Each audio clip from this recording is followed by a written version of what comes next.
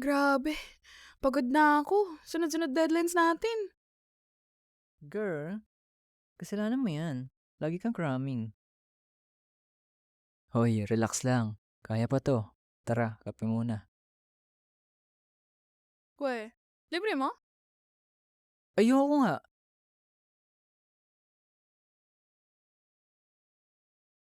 Pero alam nyo, buti na lang mandito kayo. Drama naman, bakla. Totoo naman, solid tayo. Promise? Kahit anong mangyari? Oo naman. Always. Guys, focus tayo ah. Oo na. Sana. Ako na lang yung tinitingnan mo. Jessa, may sasabihin ako. Ano yan? Gusto kita, matagal na. Ah, James? Ako rin. Ayos lang. Masaya naman sila eh. Kaibigan lang naman kami eh. James, kain tayo mamaya? Sige, mauna na kayo. May gagawin pa ako.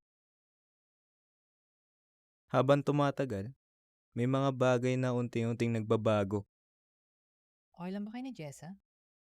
Oo, pero ewan ko. Bakit? May kulang. Hindi ko ma-explain. Hindi lahat ng akala natin, yun talaga ang para sa atin. James, parang hindi na tulad ng dati. Oo nga eh.